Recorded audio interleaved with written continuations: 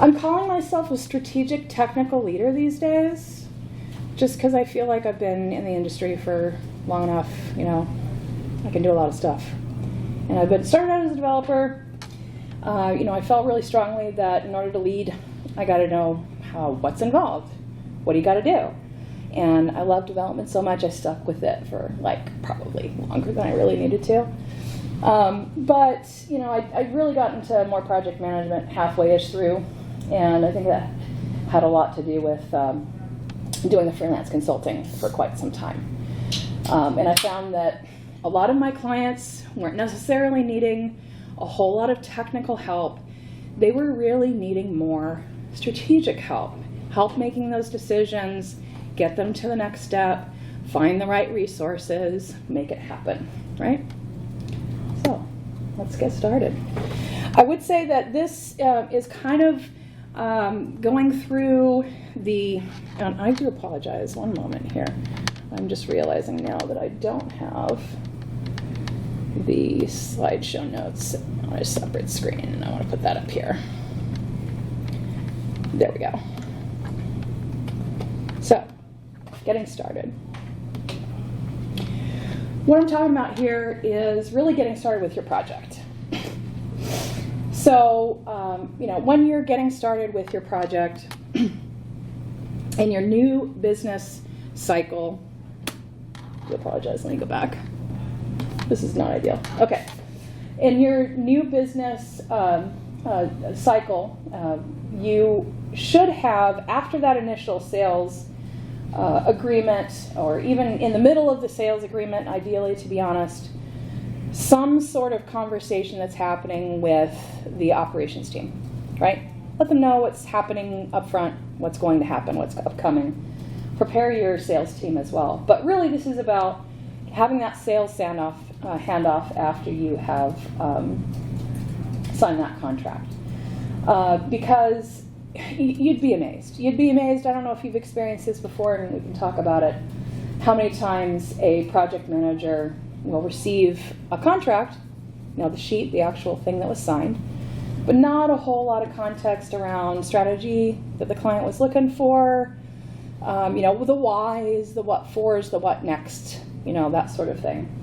And maybe even personality stuff about the client, things like that, you've won the client over, having this, particular relationship with them. But you might not have built that up with the project manager operations team quite yet.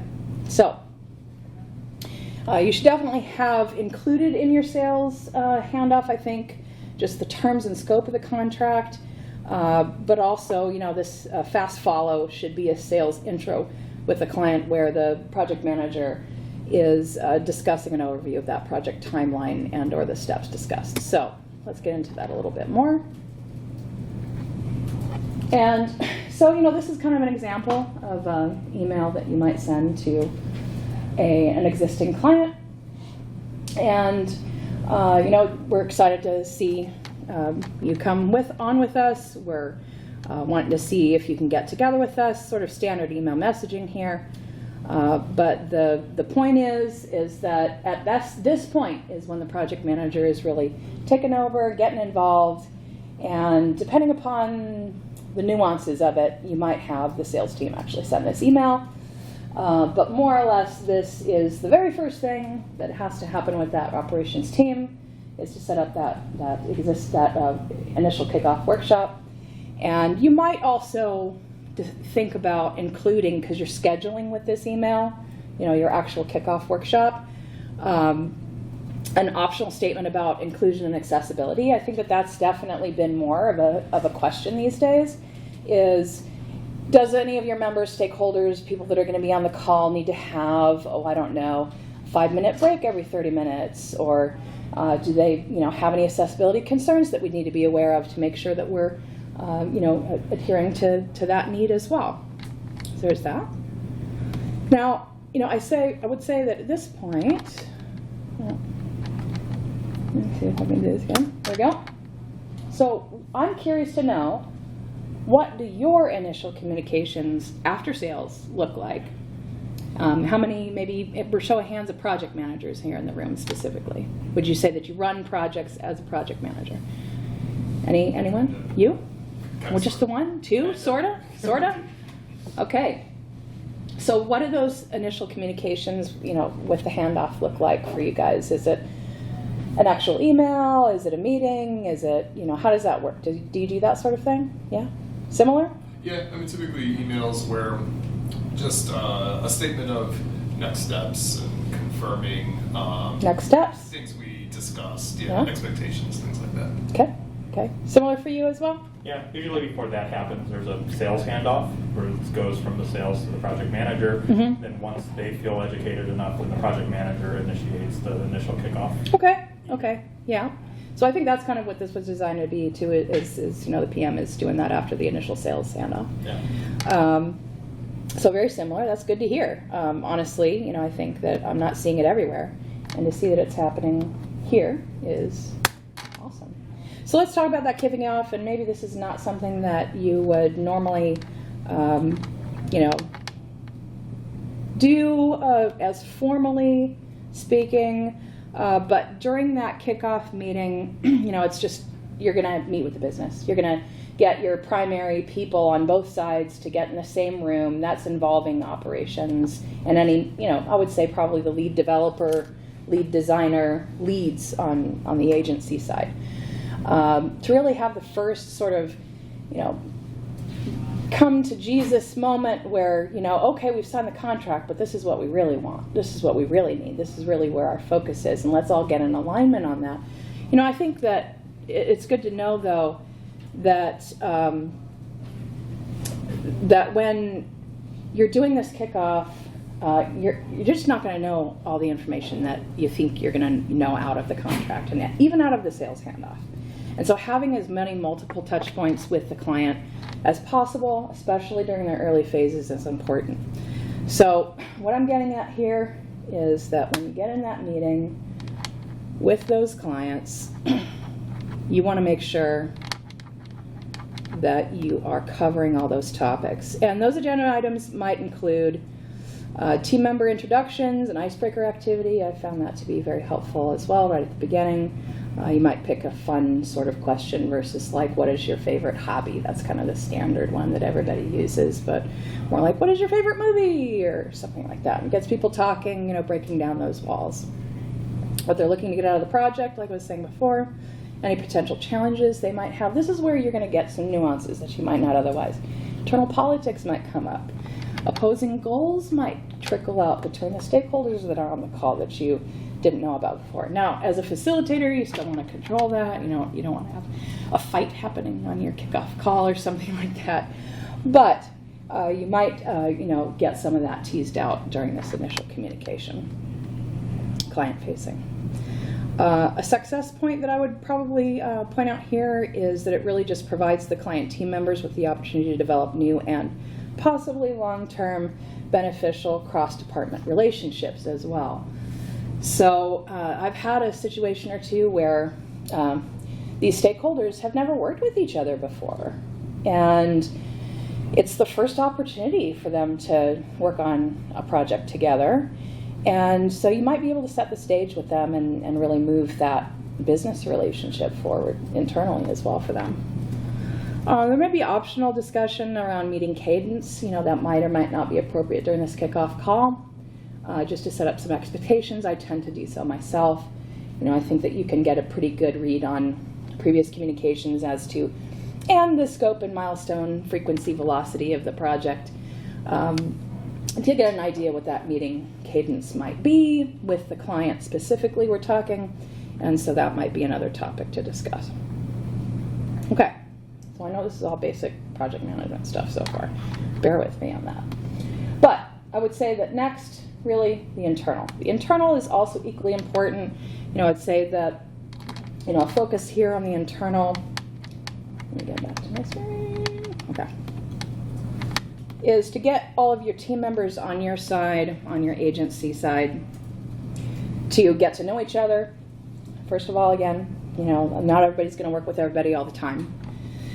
So you want to do your introductions, you want to do a client overview, really doing an onboarding for all your people. Now, this is not just the leads on the agency side, this is everybody.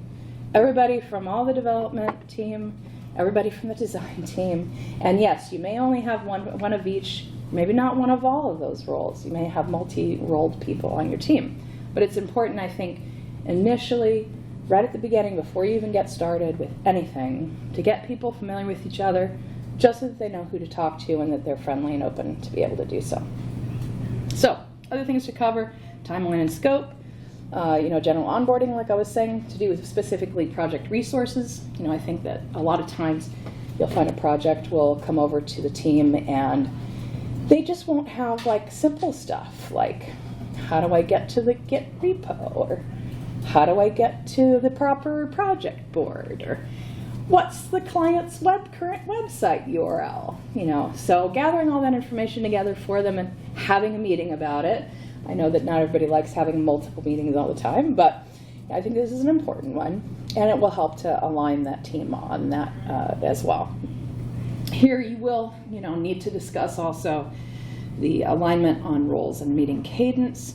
Roles meaning, I think it's not always clear, especially in the agency world, where a certain person or certain team of developers, what role they're playing on that particular project, because you get a lot of senior developers working at the same agency, and yes, there may be a differentiation between front end, back end, that sort of thing, but what they're doing on that particular project and how they best may help, I think it's good to discuss it with the team on a call like this so that we're all clear on who's doing what and when and why.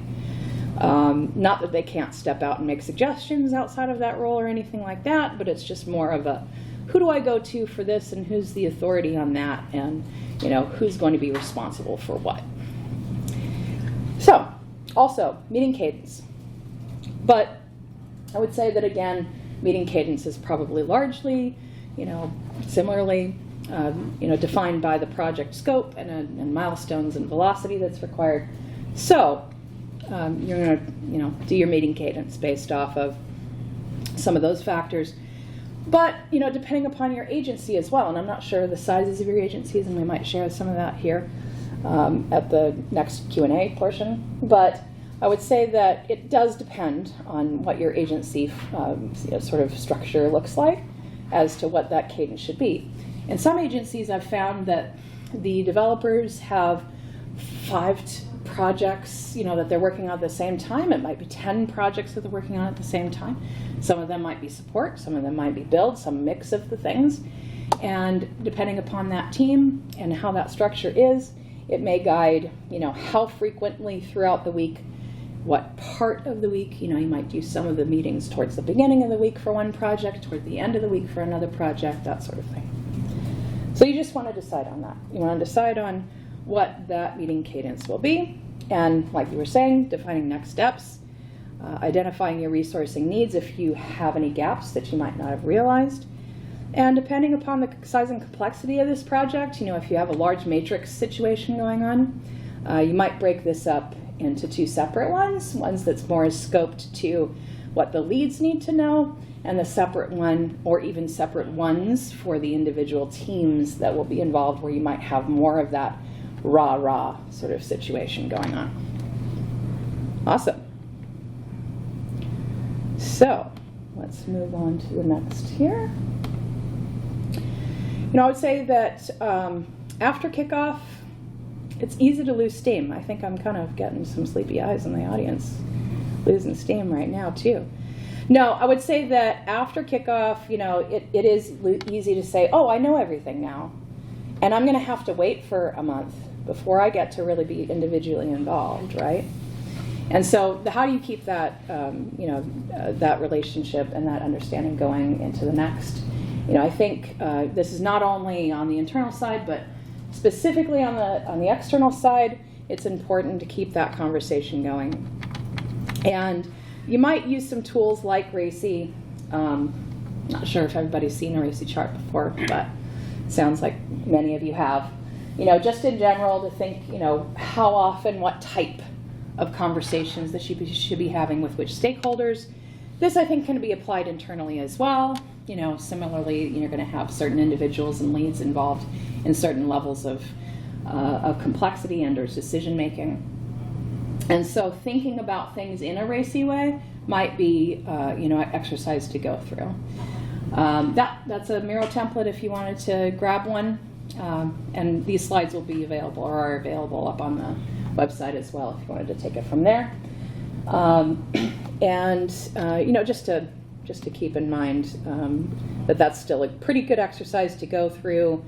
It's not absolutely necessary. I think that if you've run it through quite a few projects, at a certain point, it just becomes natural to ask the right questions about the right things and set up the right things without actually having to have a chart. But it might still be good to go through the exercise for others, because you're not always going to be on the clock.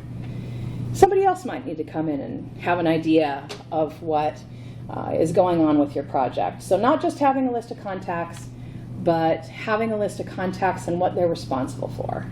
So there might be an integration project, and this particular individual is involved with that HubSpot integration that you have going on, whereas you have your primary stakeholder who's involved with the day-to-day, that sort of thing. All righty. I know we're not in the question and answer part here quite yet, but almost. I would say that there is another next steps email after the kickoff. It's important to mention, that next step focus. So I'm really happy you said that. That pinged with me a lot. That's a big selling point for me, is the focus on next is really important. This is how you keep it going. It's not just about what happened, which is good, and you should retro and things like that, but it's really about that focus on next, asking the right questions, giving the right information, providing that status is also important on progress, but really the focus on next, I think, just keeps the ball rolling in general. All right, so this gets into now more like the differentiators, I guess you could say, that I've found to be really successful. And I know I was going to say we're going to have a Q&A, and I didn't have a Q&A. So maybe we'll take a breather here for just a second. Any particular things that resonate with you about the kickoff portion or the keep it going, the next, that anybody has any stories that they're thinking in their head about right now? Nope? Nope? Okay. All right. I'll keep on going. So, on discovery first, what I'm talking about here is that I think in a lot of projects you can really suffer from like what I call what is commonly known as the cart before the horse syndrome. Like you just end up inadvertently subjecting clients to smoke and mirrors type stuff, and they're not really sure if it's going to be the way that they want it to be, and maybe the meeting frequency is a little high without a whole lot of output happening, and they're like trying to see, what the actual output is, or what the, result is of the money that they've handed you, right? So to avoid this, it's imperative to have a set of clear criteria towards those project goals, as part of your contracting, as part of your initial kickoff and milestoning and timelining. But it helps to bridge the gap between the research, strategy, and implementation portions of the project. I've also found, and we'll get into this a little bit, that it's very important to have demos at points that you didn't think that you should have to have a demo. Like, I think that there's a lot of times where design tends to have this habit of wanting to take all of these things and go and be creative and come back out on the other side and go, ta-da! Here's the thing, and then you go and present it to the client and they have questions, they're not sure about that, and it's a lot for them to digest and all of that. So you might even think about breaking up some of that with your discovery first approach. So with the discovery first approach, just to give you an idea here, what I'm talking about, if you're in a world without the discovery first approach, you'd initially do your sign-off and proposal and sign-off. You get your design and POC going, and then, we have some stuff that we forgot about. So we have to go back before we even really deliver anything and ask for more money. And we go back to design and POC, and maybe we can do a build at that point, hopefully, right? And hopefully we're not going to have too many more of those after this initial experience that we had here. Now, there are some times when, it's legitimate that after build or during build that you're going to find an out of scope situation. And as you have that more well defined, during your build process, it's easier to sell a change order at that point. So I just wonder, has anybody experienced that before? Where they've built a flat rate something and it didn't quite go the way that you thought it would? Yeah? Okay. And, then it's just not a great position to be in, partnership-wise. I think you kind of sour it from the beginning, and how you have to recover from that. So let's not do that. How about that? Let's try to do this instead. Let's go with our discovery first approach. And with our discovery first approach, let me get my notes up here again. What we're doing instead is a requirements and envisioning portion here, where you are then taking that information and you're doing an iterative process. That's what you're doing. You're getting the information that you think you need, and you're going to start building immediately. So we're talking about the POC, and we're talking about framing this as this is discovery. We're not doing implementation here. We're doing discovery. We are building a POC. We are iterating on that POC. And then once we get through this process of iterating and then building, we can deploy and roll out. So this is really fast sort of like way to show you a lot is going on here. This repeat in the middle is the big part that is a differentiator. But what we're saying is we are going to do a discovery with a design or high-level designs. I've had that before where it's like a very clearly defined high-level designs, and then we do a second phase where it's more refined designs as part of implementation, maybe it's a 3-phase project. But breaking it up like this makes it more palatable, more deliverable. The client can, at any point in any of those phases, get up, walk away. So it's actually a really, attractive thing to a lot of clients. They don't have to promise $1 million. They only have to promise so much. But you really honestly get a lot out of a phased approach, because with your phased approach, this is what you end up with. Situation where you might have multiple phases going on. Requirements phase, envisioning phase, build phase, deployment phase, rollout phase. You could have all of those. Now, it may not be that many. Reality is you probably can only get your clients to do 2 phases. One is like your requirements, envisioning, POC phase, design, high level, that sort of thing. Second would be your implementation, deployment, and launch, right? But I would say that, if you can think of your phased approach as giving them deliverables out of each phase, you're likely to end up with more dollars at the end, I'll be honest. And you're going to have a great partnership. You're going to have something that's going to last you for a long time. And this is because you've built up this knowledge, this support, this trust with those particular clients. Oh, it fell down. I knew it would. And they are going to want to come back for more. And everybody wants to do more. Well, you don't always want to do more with every client, right? Some of them are nightmares. But in a perfect world where you have built that client relationship, you're setting up for success. Now, every contract is a contract. You can also walk away. If it's not working out, you know early. You don't have to do the nightmare. You get to choose, too. And so I think maybe this is where my freelancing sort of expertise comes in. And I think it really does work well with agencies when it's implemented. So, on this phased approach, just to give you an idea, you have your deliverable here. And on that deliverable, that phase, you're sprinting through on that deliverable. So again, even in design phase, even in a strategy phase, even in a early phase that you didn't think that you have a deliverable on, think of it like its own independent deliverable project that you are negotiating with the client throughout the phase. You're demoing to them throughout the phase to give them information on what's going on, make sure that you're still aligned on the same objectives. And the more you know or the earlier you know, the less overhead you're going to have as well. The more room you're going to have little wins, I would say, in general. Where you can have little things that will come up that you can fit in. We're doing that thing already anyway. Why not just do it now, get it over and done with?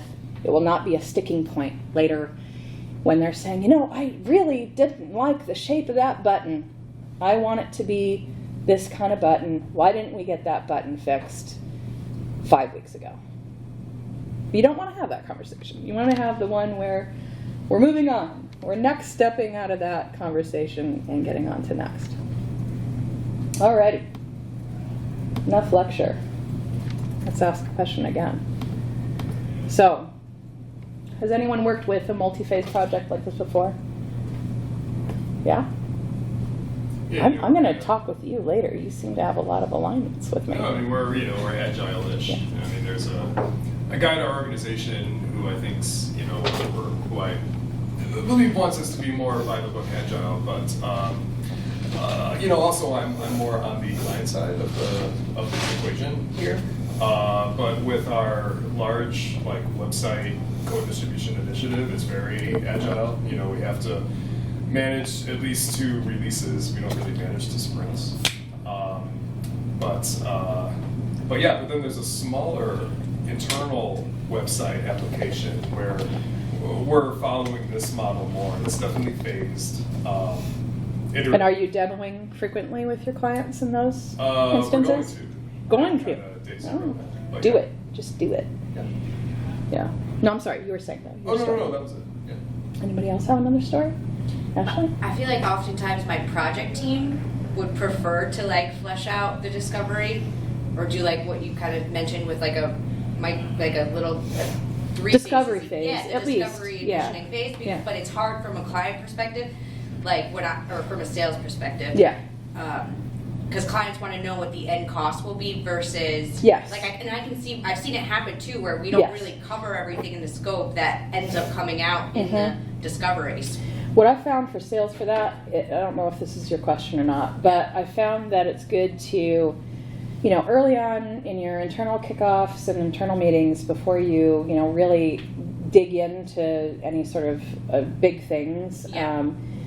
I think this is almost really before contract sales, right? So we're talking to the director of operations, the project leads, and getting them to really think about, from an estimation standpoint, what it's going to be to do a discovery. That's your biggest, sort of question there on your contract. But really, again, also, what do we think maybe the entire thing will be? And you can, throw that out to the client. We think that it probably will be this, but we're not comfortable with contracting at that large amount until we have this initial with you. And I think they'll be like, well, why don't I want to go with you if you don't know how much it's going to cost, right? Yeah. So you just, I think that you really just have to speak to the deliverables that are outside of that particular phase. You have to say, well, to be honest with you, we don't know if we can, not that you're going to say this exactly, but on our side, I think, we don't know if we are going to be able to deliver all the things that they want to dream up within that particular budget that they're looking for. And so it's important for you to discover that part of the process and just be strong with it. So from the client's perspective, what you're probably selling to them is saying, hey, we care about you. We want to make sure that this is going to be right for you. We want to make sure that we're right for you. And so this is for your benefit to go through this process with us. We will target that big, large price that you're looking for. And that might be budget related. It's understandable. They might have a certain number of dollars set aside for a particular year, and that's just their hard line. Right? Yep. And if that's the case, still, you kind of have to work with that with your internals and whatever else and make it work. But it becomes a different kind of conversation. It's not how much is it going to take or how much can we do to get it done within that budget, as much as breaking it down into phases. It's easily sort of estimated and understood internally to say, well, I might not know the everything, but I know that once we get through this part, which I know is going to cost this much, we're going to have a better idea of how we're going to, or what we're going to be able to recommend to them at a strategy. So it gives you this sort of leverage where, in strategy, you can say, well, I know they asked for the world, but within their budget, this is what we recommend that will still get them to success goals, their major success goals. We'll still provide that partnership. We'll still have things, because there's going to always be things. The thing that you got to remember is that there will always be things, right, after the thing that they wanted you to build, that they're not going to have right away because of X, Y, Z, and it probably isn't even your fault. It's probably because they have to make business decisions. And you're going to help them make those business decisions. Whether or not you realize it, whether or not you're actively involved in helping them make those business decisions, you are, right? So go ahead. So I think it gets really down to the philosophical, down to what is the proposal and what is the difference between a projection and estimates. And because we've had proposals where we've written a proposal, we've given it out to them, and then our team looks at it and they go off and work. They don't sit there and spec everything out, and they say, I was working off the numbers from the proposal. Well, the numbers off the proposal were grabbed out of the air, and we're a peacock, right? We're like, hey, look at us, look at what we can do, right? Yeah. But after you get the client, you need to sit down, you need to spec it out, you need to figure it out. And if we don't have enough hours and it's a fixed bid project, that's not the dev's fault, that's the sales people's fault. And you need to have a conversation at that point. You need to get through the project. And if they ask for something that's not in the scope, absolutely jump all over that. Whereas if you spec it out, if your projection is better, you have more leeway. But if you don't have any leeway, you need to be really good about saying, don't have money, change order, don't have money, change order. And then you have the conversations with the sales team, where'd you get these numbers? And then you have the conversations, well, it'd be nice if we could have a dev sit in and do this. We don't have time to have a dev sit in and do this. Yep, you make a great point. So as far as contracting goes, I think that when there's a larger amount of risk of being able to do all the things, you got to be sure what the things are, requirements are. And then you got to make sure that your team is on board with that, whether it be you have the resourcing or need to get the resourcing, or if it's because you need cheaper resourcing, or whatever the solution is, that's separate really. But you still need to be in alignment, right? Yeah. With what is going to be involved, and does that align with the price points that the proposal is, sort of thing. And I'm not sure if you're dealing with RFPs so much, but I don't know, I kind of almost like RFPs for that reason, because I think it's a little more clear sometimes. No? Not.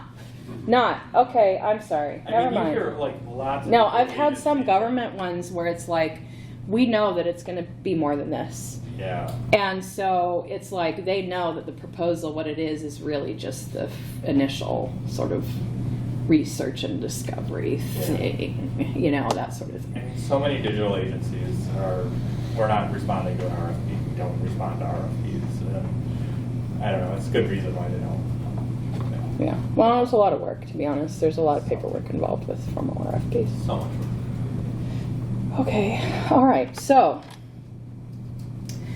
this is where my session ended last 2 times that I did this. That was it. But you're going to get more today. This is more about the internals, and I think that this is equally important to really consider as well. I think that one thing that you run into a lot with the success of a project, this is still relevant, but the success of a project is making sure that you're taking care of your team. And it's not just your internal team, it's your external team as well. But I think it starts all internal. You really have to get your team to be able to manage their own time, be able to manage their own workload. And there's some tips and tricks that I have for that. If you're interested, I can go through this. But really it's all about avoiding that burnout. Because the last thing that you want is for your team to lose focus and not get things done. Now, part of that will be your cadence and ceremonies. And you really have to figure out that frequency and saturation of your meetings, your touch points, your stand-ups, your retros, your things that you're doing with your team. And then you also need to decide on your sprinting. This involves scrubbing, estimation, placement. Now, I don't know about you, but during sprinting, a lot of times I've found that this part is not something that you think you have the budget for or the time for. But you have to. You have to do it. Somebody has to do it. And now if you have a technical project manager, you might be able to get away with not having the whole team involved with this part. But you still should have them involved, because inevitably you're going to send something down the road and bowl it right to them, and they're like, what's this thing? I don't even know what it is. What are you trying to get me to do? And then you have a problem. So, you want to do that. You want to do your stand-ups. You want to do your demos. And I'm talking internal demos. You want your team to demo to each other. Why not? Share.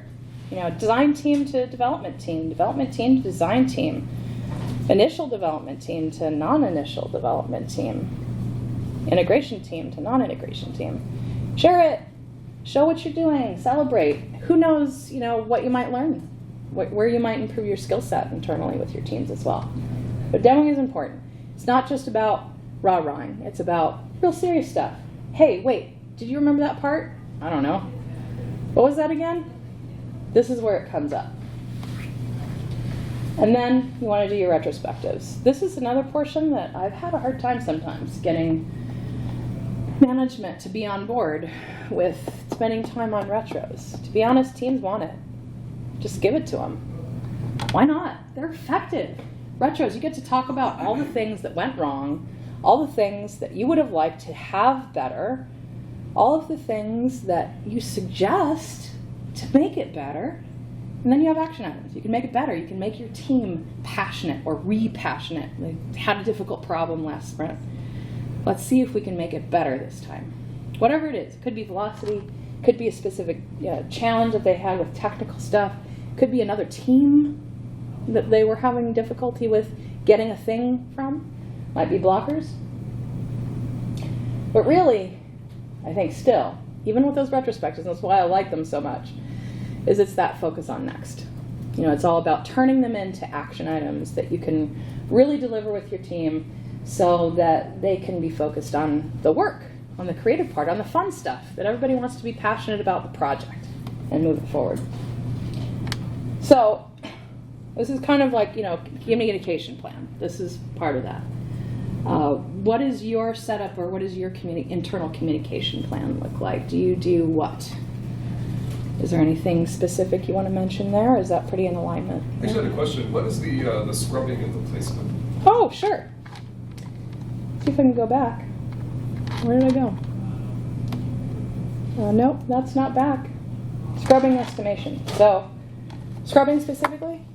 Yeah, both those. Like estimation, I assume that's like the Estimation of tasks. Yeah, but then the scrubbing and the placement are new terms for me. Sure. So what I mean by that, and it may not be an industry-wide term, but scrubbing meaning like going through the initial triaging of the ticket, creating it, fleshing it out with acceptance criteria, having a technical approach, just making sure that it has all the things in order to really start. Okay. That sort of thing. Yeah. Gotcha. Make it actionable. Yeah. So scrubbing is similar to backlog refinement? Yes. Okay. Yes. Okay.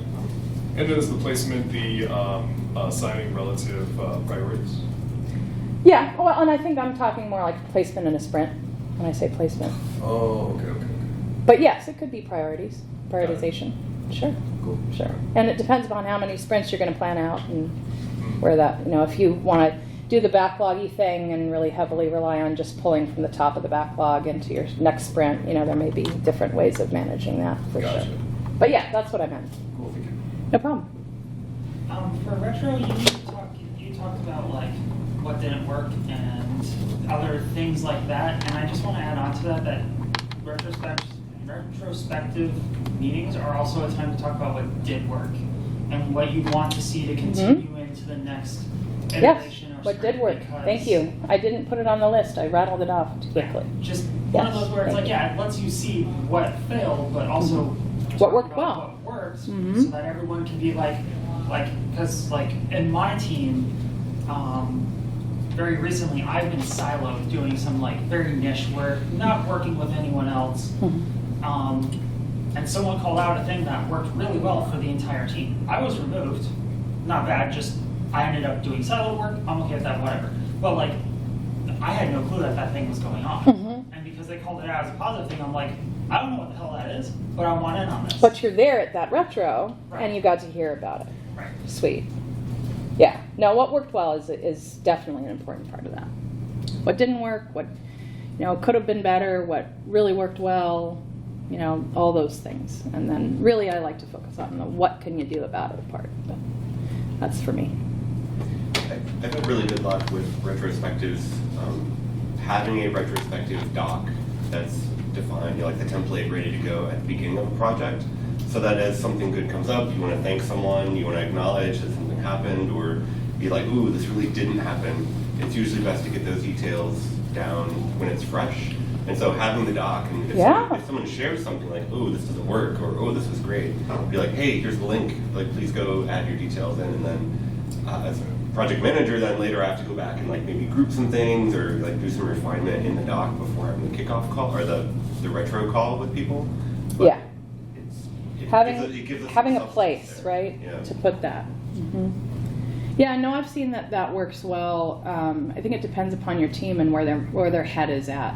Not all teams are like thinking that way. They think kind of store it up in their own head until the end. They don't even know what it is until they're closer to the end of the sprint or after the demo. But yeah, making it available, why not, right? So maybe at the beginning of the sprint, just make all your docs right away and make them available. Why not? Cool. Any other stories about this? Sweet. And we'll go on. There is another portion here. Getting in the flow. This is more like, I think from a project manager perspective, this is a big part of my job, is to just get in the flow of how this is all going to work. And managing time is a big portion of that. If I can do the things. Pretty things happen. There we go. Time management. So this is where you want to plan and focus your own time. What I like to do is a lot of color coding. So on my calendaring, on my browser tabs, on my project lists, I'll color code, like usually based on clients. I'll be like, what's this client's main color? And I will pick that for everything. And so that it just makes it easier to browse through the different things.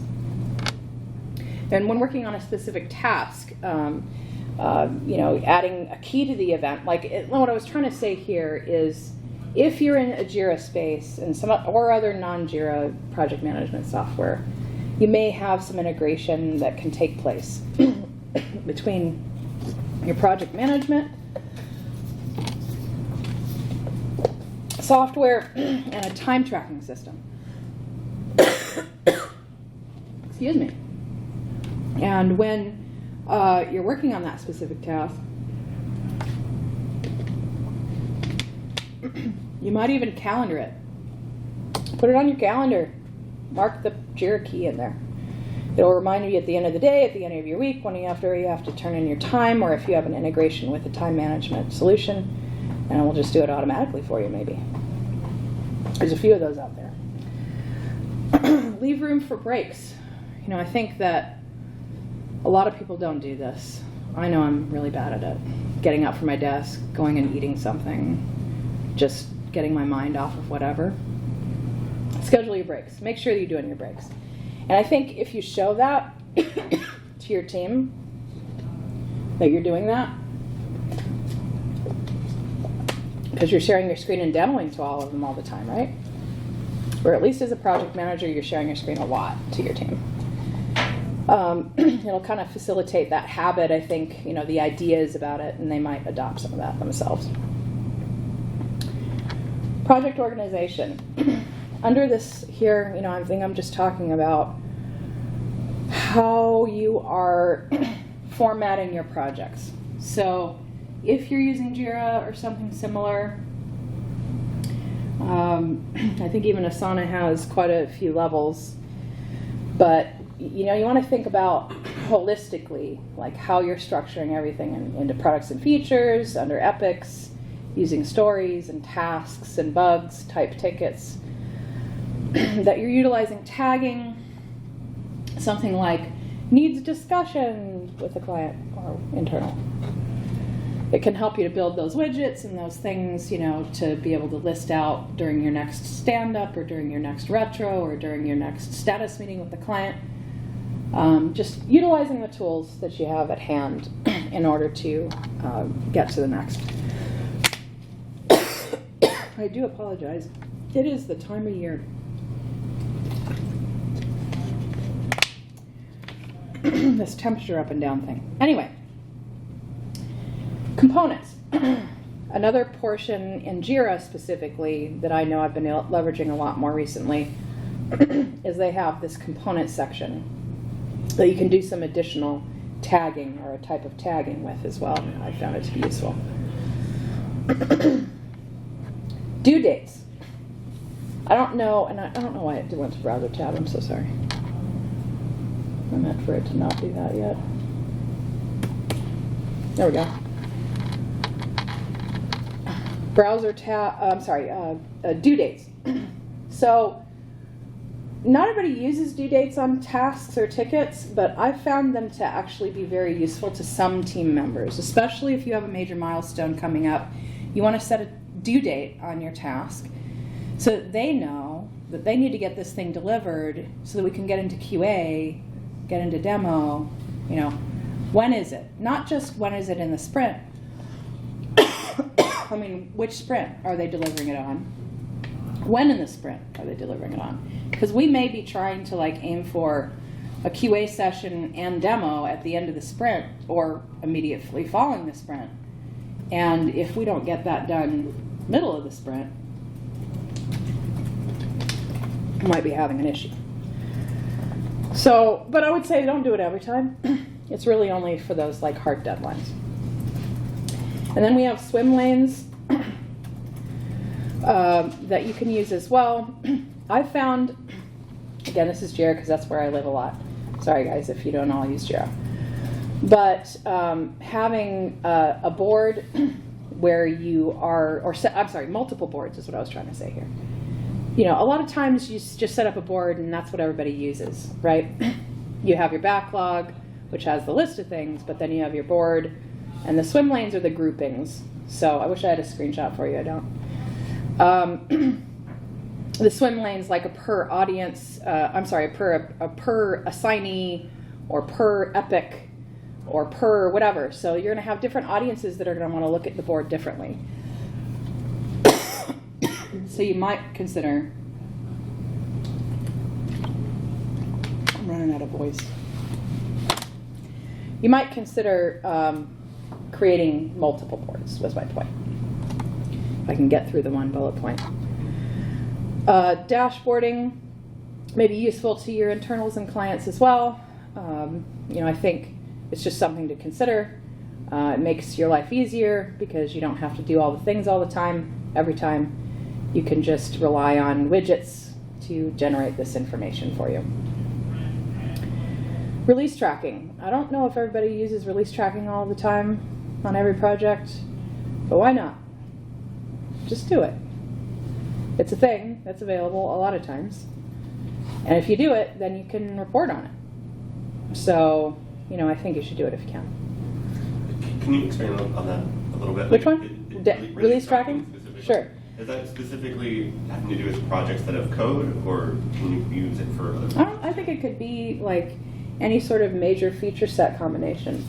I think in Jira you could even say that it just means these deliverables that you are delivering as part of design. Could be a design release. But yeah, I mean, I think usually we're thinking code releases. So, Like bulk it's just that release, often. what gets pushed out to the next. I'm sorry. I'm asking to dumb it down, but what do you mean by that? Just tracking everything that was delivered in that release? Yes.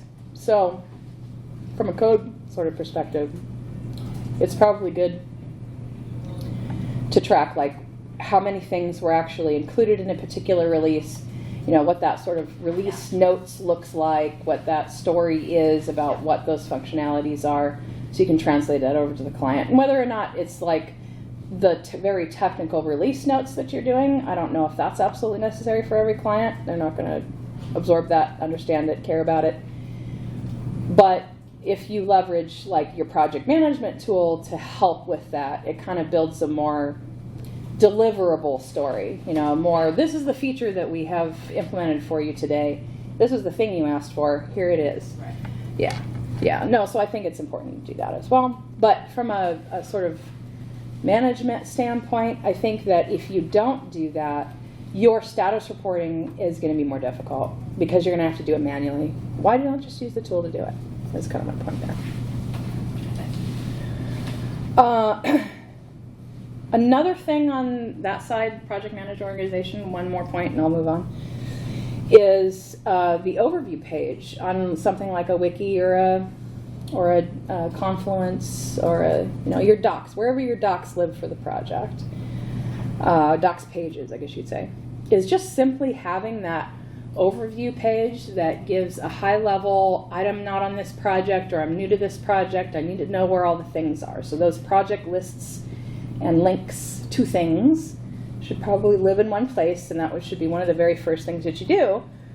But it's good to template that out. Why not? Why not just do that for all your projects? Have the same sort of layout, provide that information, including contacts, contract, what the strategic initiatives are for the client moving forward, things that you want to keep in mind when you're doing your previous phase, maybe some discovery, and let's say you're in a maintenance agreement with the client and you want to look forward, and so you're going to want to prepare an audit before that next thing happens, right? Okay.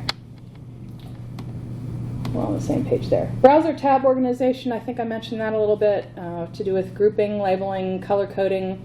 There is a save for later feature, by the way, on Google Chrome. I don't know if you know about that, but that's a pretty cool new thing. Performance even, there's like memory saver stuff across a lot of the browsers, so you can turn that on if it isn't already automatic. I believe it is on Chrome, but isn't on Edge, if anybody uses that anymore. I don't know. There's also a tab unloading on Firefox, so that's one of those things.